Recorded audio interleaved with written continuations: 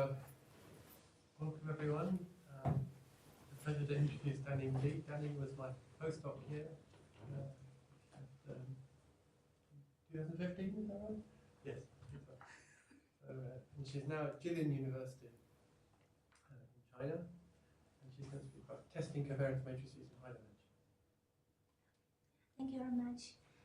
Today I'm going to talk about testing covariance matrix structure in high dimensions. Kind of like this joint work with my previous classmates Lin Zhouxue, who is assistant professor in Penn State University. And first of all, I want to give a brief introduction about the research background of our topics. And later on, I'm mainly focus on two branches in covariance testing problems. At the end, I'm going to summarize the contribution we make to this area a little bit. So let's see the introduction first.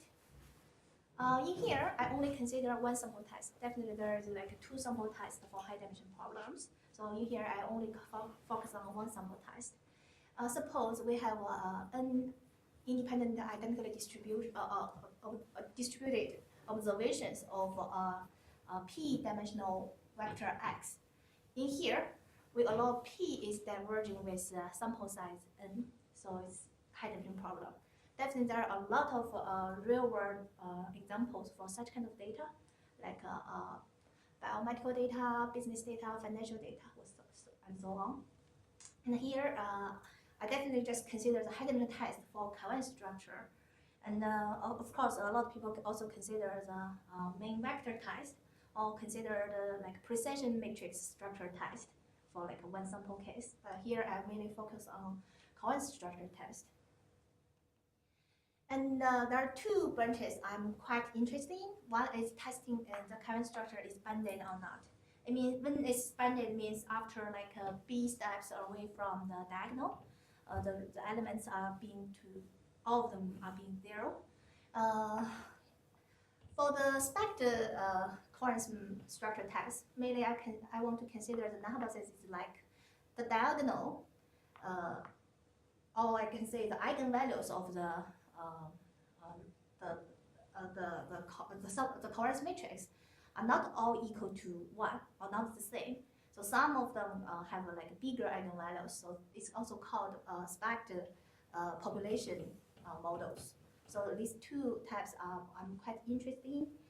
And why this is interesting? Because any high dimensional, there are a lot of high dimensional inference procedure going to be affected by the covariance structure. They need to assume some structure first and then do the inference, right? Then such as like the false discovery control or the classification problems. And sometimes you want to consider like a factor analysis and so on. Of course, when we consider a test, we always consider what kind of power we can gain by this test, right?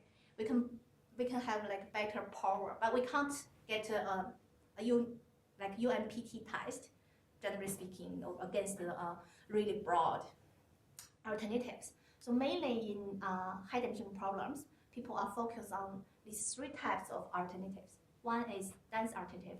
It means there are a lot of non-zero entries in the covariance matrix, but they may be very, very small. The sparse alternative is kind of like consider the alternative space. There are a lot of, there are only a few non-zero entries in the covariance matrix, but they may be very big. So it's more like a strong signal, something like that. For the spectral alternative, it means some of the eigenvalues not equal to 1, but normally they consider like a fixed one. And this is some alternative space people like to consider in high dimension problems. Here, I mainly focus on a little bit like a simplified case for like bandable test or spectral covariance test. Actually, our result can be generalized to more general case, but I want to focus only these two simple cases in my talk. So the first one is testing the covariance matrix equal to identity or not. The second one is test the covariance matrix equal to a spect diagonal assumption or not. And then let's see the bundle covariance matrix structure test together first. And I will divide it into 4 parts. First, let's see the background a little bit.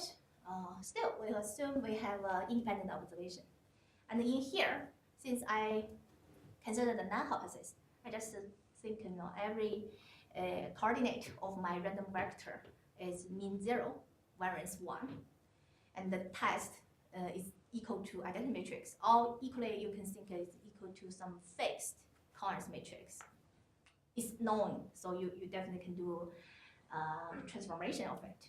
And for the dimensionality here, I consider I allow P can be much larger than N. Of course, P can be comparable with N, and usually people like to assume log P will be like a small O(n) size, but we may not reach that big.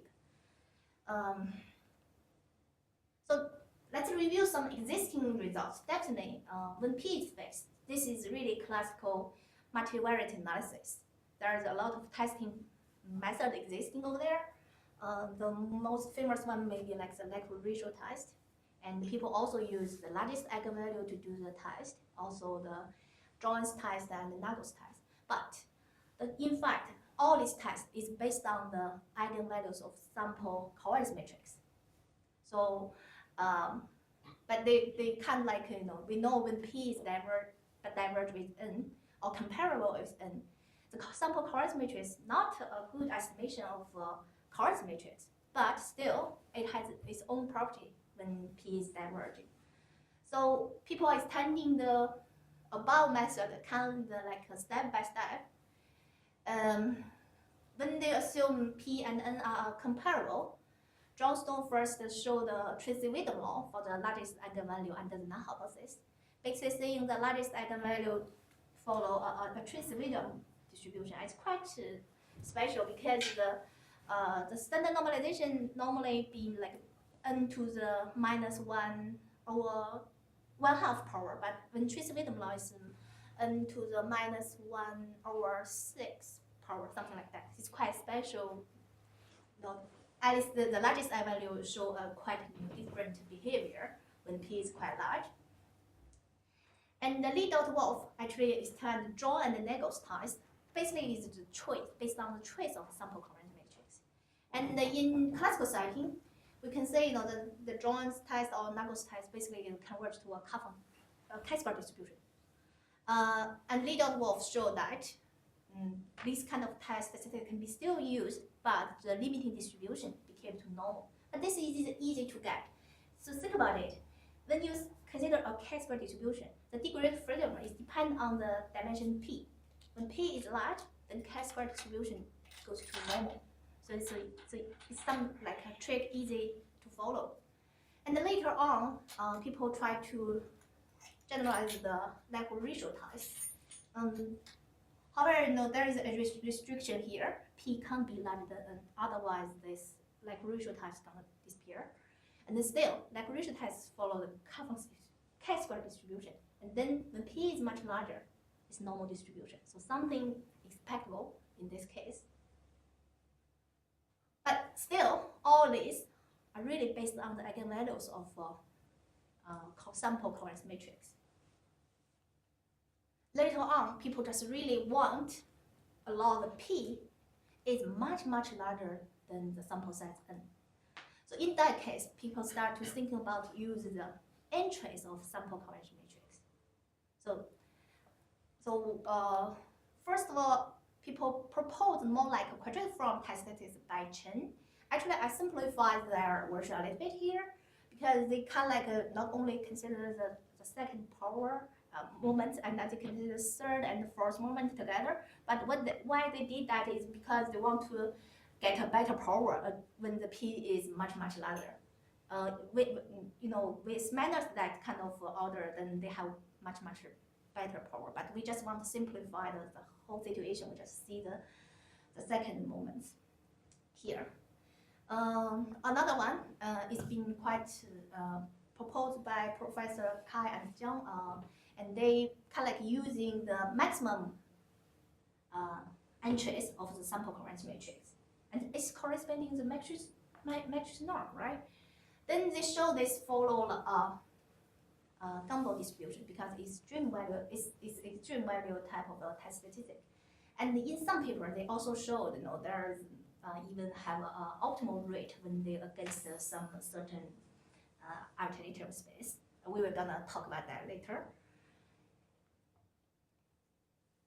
Of course, we know that the quadratic form definitely have better power against the dense alternative. And the extreme value type of statistics have better power against the sparse alternative. And the largest eigenvalue gonna have a better power when it tests against the spec alternative. Because, as I mentioned before, the largest eigenvalue under the non-hypothesis, the normalization constant is, the power is more like 1 to the 6. But when it comes to the spec alternative, the power just became to 1 to half. So you can see, there's a big change, and it's easy to detect the spec model. So largest eigenvalue is definitely preferred when you're trying to detect the spec alternative. And for the motivation of our work, actually, is coming from the cipher from both of the test statistics. It's easy to see, the quadratic form test statistic suffer from the lower power against like a sparse alternative. In here, we define sparse in this. And I want to mention this actually is the optimal rate for the sparse alternative. And then for the extreme form of test statistics, it suffer from the low power against the dense alternative. And in here, when I say dense, I mean I kind of define the dense in this form, but I don't have any optimal result for this. And there is some basically on the finite sample simulation.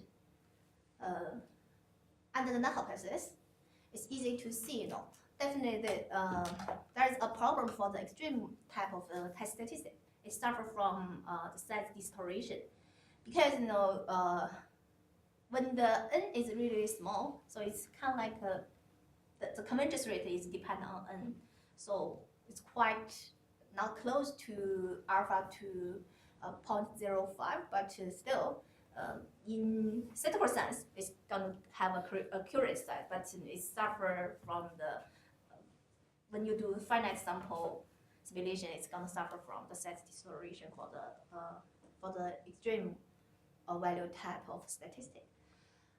And when there is only one large disturbance, and then you can see that the quadratic form definitely have no response of that. And then when you see there's many small disturbance in this extreme type, not really response when the p is large. So this is statistical showed, and simulation also showed the same thing. And then there are some works are related with this. They want to do some power enhancement test. So first, by Professor Fan, and they proposed they want to still use the quadratic form statistic and plus some statistic. It's a screening statistic. It's kind of like when you're screening it, you're gonna find something really big, but under the null hypothesis, this part definitely convert to 0 in probability. So they kind of show that this part is always non-negative, almost surely, and there is no size distortion problem because they kind of like using the extreme value type statistic to do the screening. And then they are showing this part gonna diverge when it's come to a specific region of alternative, but it's definitely reduced the alternative space a little bit because you do the screening part, and you have to give up some of the, so you can't reach the optimal rate of the extreme value type statistic can be reached. Of course, this is power enhancement test is not a single one appear in this area. Later on, a paper by Yang and Pan, they kind of like think about like a weighted test is quite straightforward. They use this linear spectral statistic, which is based on some function of eigenvalues, and they plus this part is the extreme value type of statistic. But as you can see, this part is not big enough, so they can guarantee that this part gonna convert to 0 under the null hypothesis. And in fact, this has the same problem. When they really add this on, it's gonna reduce the sparse alternative space a little bit, so it's not at optimal rate anymore. So I still based on the quadratic form statistic and the extreme form of statistic, two of them. Just read these two to note it. And the question I'm interested in is why is that? So what's the asymptotic joint distribution of Sn and Ln under the null hypothesis?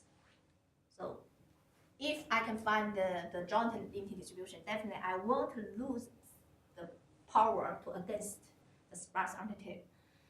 The second question, if I find the relationship between them, so what's the bias combination by using these two tests, since there are different combination of them?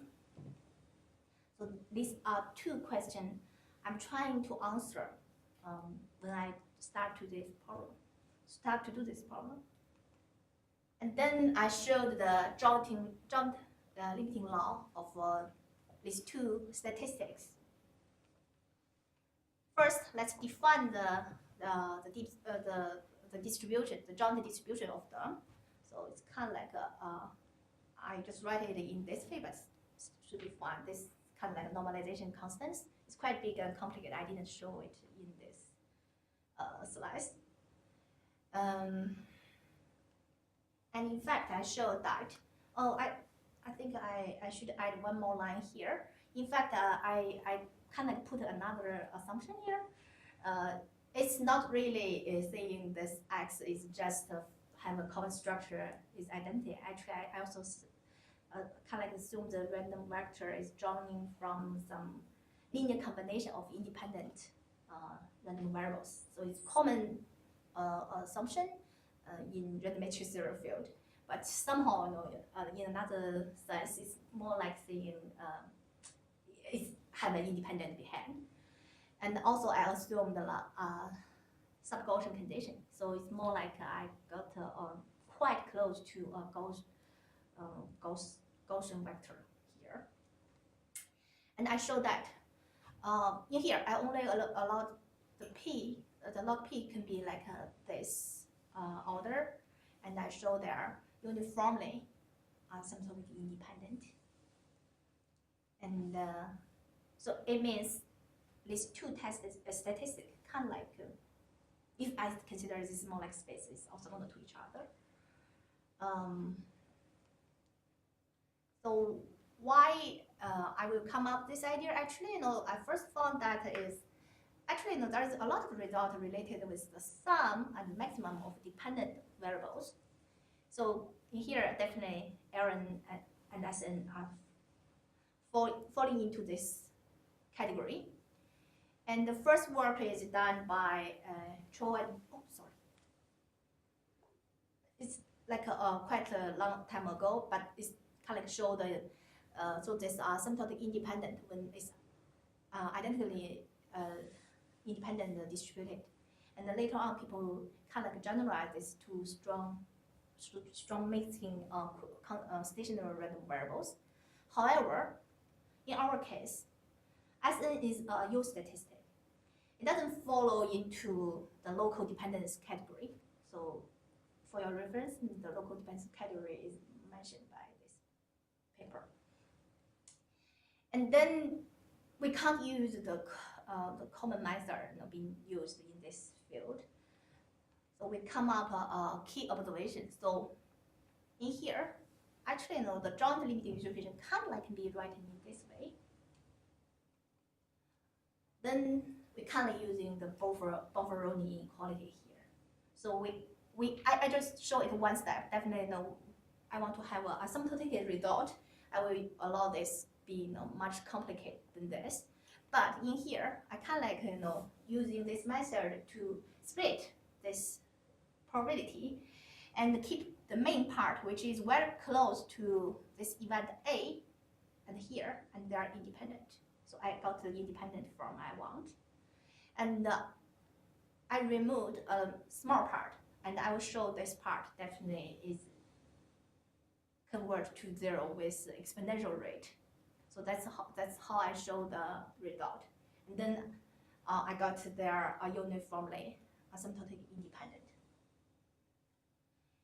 And then this is a direct result.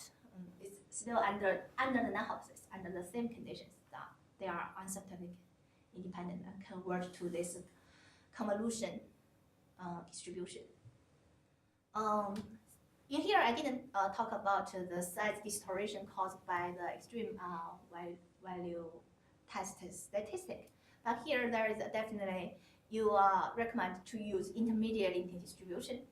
And when a statistic has an extreme limiting distribution, it's going to improve the size a little bit. Theoretically, it improve a lot for the convergence rate. But when I really show the simulation, just like really 0.03, something like that. So it's certainly, because our P is quite large and then N is quite small. So the result is nice. So I definitely have a convergence rate, better convergence rate, but not really in the simulation. So let's see the power enhancement test after that. So the first thing I come up is really simple, just linear combination. I just want to combine these two because I have the joint limiting distribution of the two test statistics. So I just do linear combination. Definitely, I can have the distribution of it under the null hypothesis.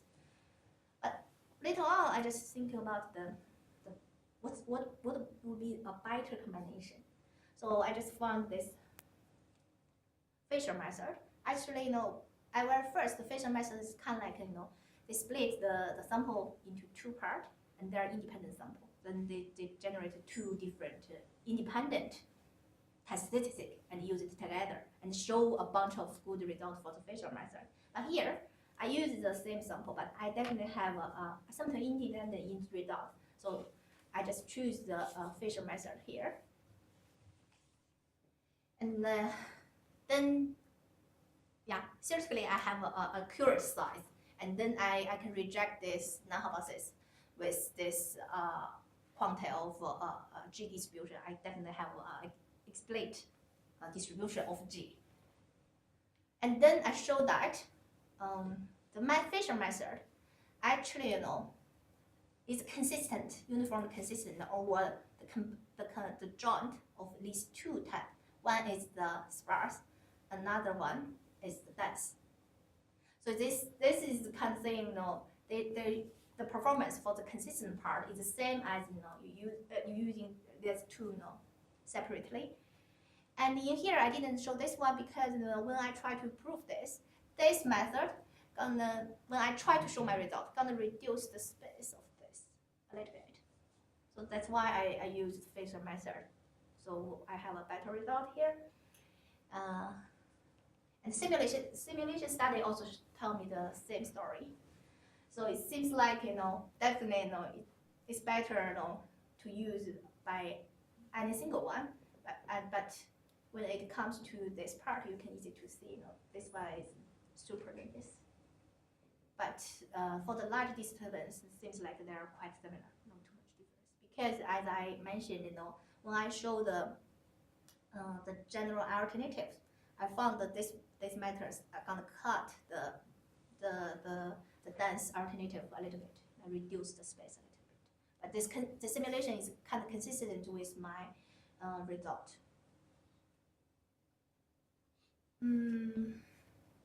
Like in here, I want to talk about the Fisher method. Why I use Fisher method? I try to think. At first I think, okay, I can get a size, accurate size, definitely theoretically, and a better power against the joint. Then later on, I just found this paper. This paper talking about that.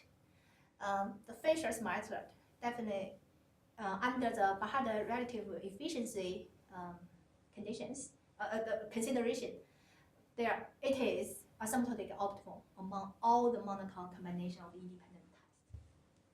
So it means if I show that the relative efficiency, if it exists, then the Fisher method is the best combination, but among all the monotone combination. But if you do like quadratic form combination, I can't tell which one is better.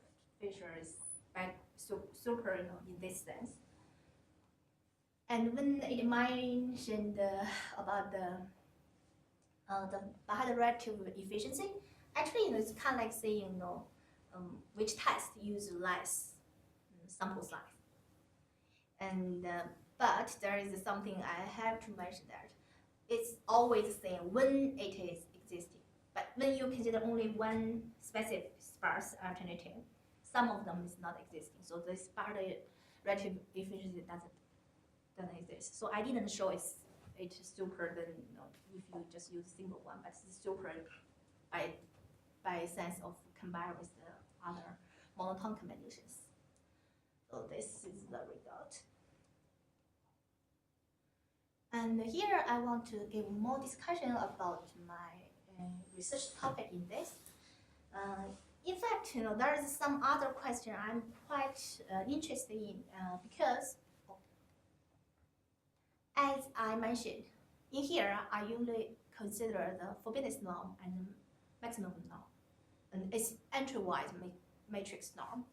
So in that sense, I kind of like really sum over a lot of variables. Also, people are interested in the operator norm. And there's so many different type of operator norms. And then the first question coming to mind is, what happened if my alternative is not that dense, also is not that sparse? So definitely the test system I have in hand, not that powerful.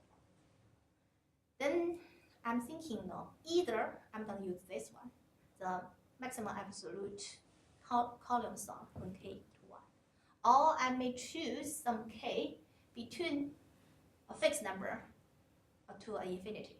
But still, I'm not sure which one is going to be better. I'm working on this one now, but still, there's no clear result saying I'm doing some really like powerful enough, or really there is no overlap. Then I'm asking what happened, because I only showed these two are asymptotically independent. And then what happened with the largest eigenvalue with these two? So if I want to combine 3 of them together, can I just do it just like a Fisher method or not? Then, as I mentioned, the Fisher method seems like a solution of a better combination, but in certain sense. But still, I want to have a better combination, or I want to show some min-max rate optimal combination among a bunch of them. So these are the 3 questions I'm still considering now. So any questions? I was just wondering, so you mentioned that in the sub-Gaussian case you need all the components to be independent. Is that because you're using some concentration of quadratic forms? Is that the only place I found that? Actually, the one thing is like I kind of like I need to calculate the fourth order of my test statistic. So then I have to have an expression of it. If I assume independent and with a linear transformation, then I have the fourth order. Other than that, I think not very important about the subgaussian assumption. I can remove it to like moments assumption, but I still need the linear transform because I definitely need the variance calculation. May I ask a question? You've already proved that the asymptotic independence of combine them together? Why can't I just do two different tests for every single data set? Sure. That's a really good question. Richard asked me so many times. In fact, when we really started this question, I didn't really consider more like a theoretical point. We want accurate size. Even you said I can do it separately by buffer learning method. But when you consider accurate size, in theoretical size, then accurate size, the test size, then if you have an independent, you will know what's the exact test size of your testing problem. So either way, I'm doing this from more like a theoretical point of view. But if you in practice, definitely you can do it separately, and you can split your data, and you don't need to show independent. You just cut your data into half and do this, right? So this is when I start this question, it's more like doing some limiting distribution. I mean, you either cut your data in half, or else you just do both tests at size alpha and 2. Yeah, that's something I think easy to cope with, without this. But still, I'm curious about them because they are in some sense is matrix norm. I just curious about the matrix norm, what kind of behavior between them. So it's more like a theoretical point of view.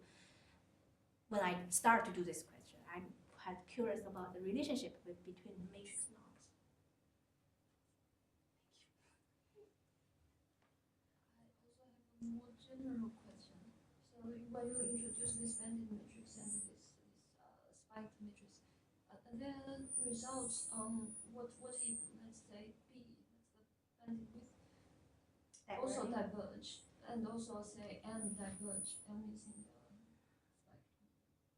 Are there any results for that? Not really, for the B can be diverged, there is some result, but it's kind of still restricted the rate of the diverging. So it's kind of if you fix it as like log P, the result is fine. Okay. But other than that, the whole thing is boring. It's kind of like you can't really see what's going on. So log P is the But yeah, that's something I can reach, but I'm not sure.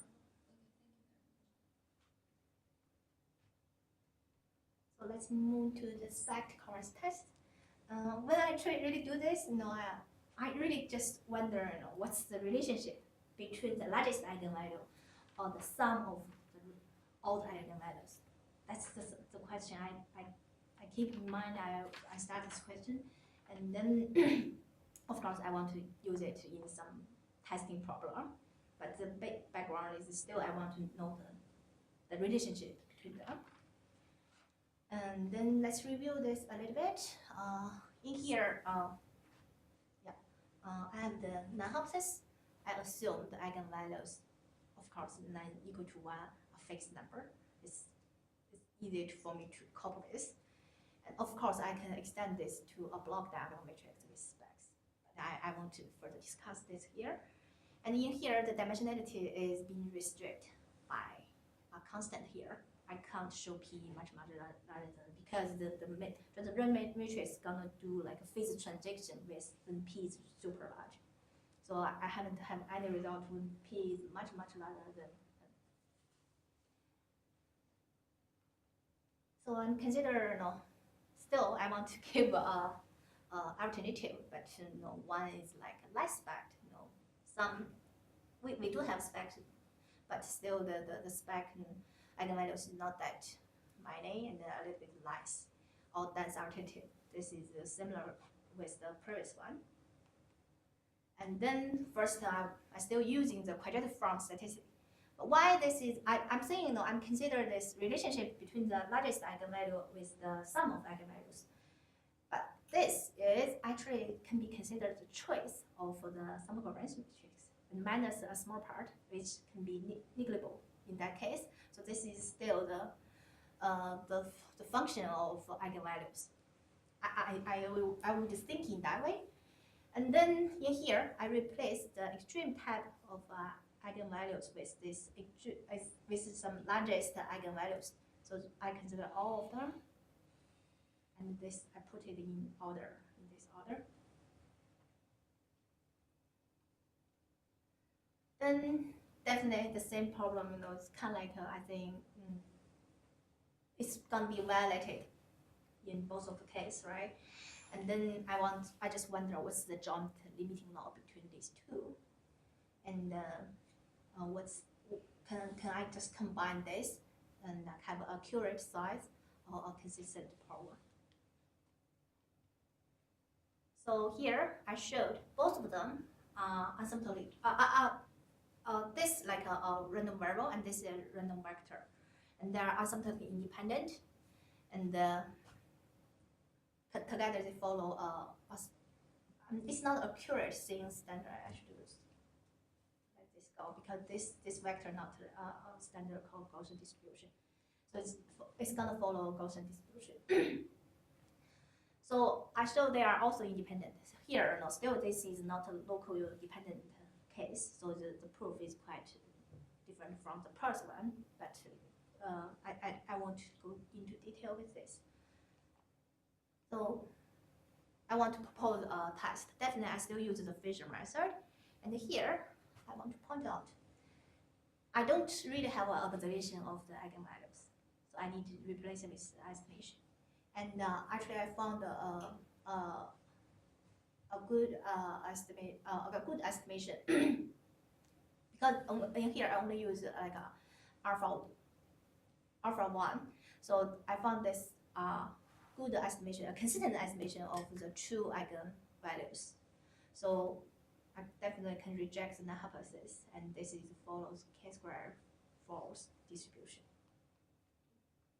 And of course, my test does have an accurate size, and then it's also a consistent power against a quite broad alternative.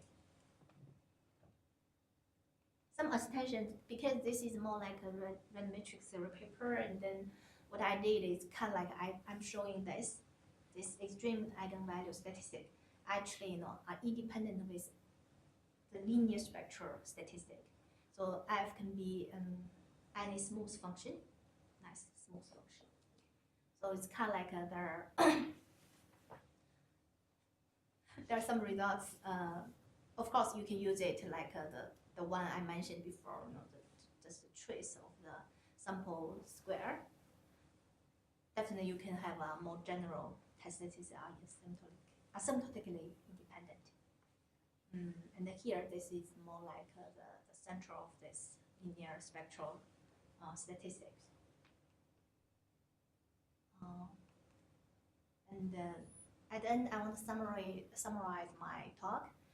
Basically, I give a brief introduction about covariance structure tests, and the motivation to do this is more like the tests always have a lower power against sparse than suspect alternative and the accurate size. And the serial contribution we show the some joint limiting laws of the matrix norms. And the method we propose is by using Fisher method. We have a power enhancement test, and we have some optimal results for the Fisher method. Yeah, that's all. Thank you.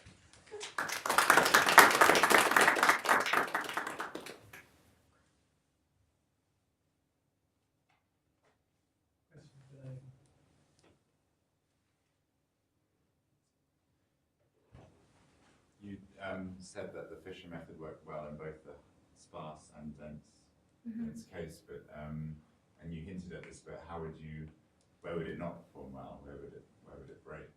In the space in between, or as you push it to extremes? Yeah, when you push it to extremes, definitely if you just consider really sparse or really dense, then it's because when as I mentioned, when this is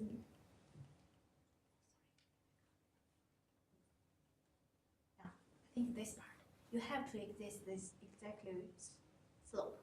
When you push the alternative space to like an extreme case, some of them just disappear. One is gonna be 0, another one is gonna be somehow like that. Then the Fisher method definitely doesn't work. Do all the methods kind of break down, or does it perform worse than others? I think all the methods break down. But still, I have to assume this exists. don't have better solution. I just wonder, is that maybe, I can show this is really, or some other method is much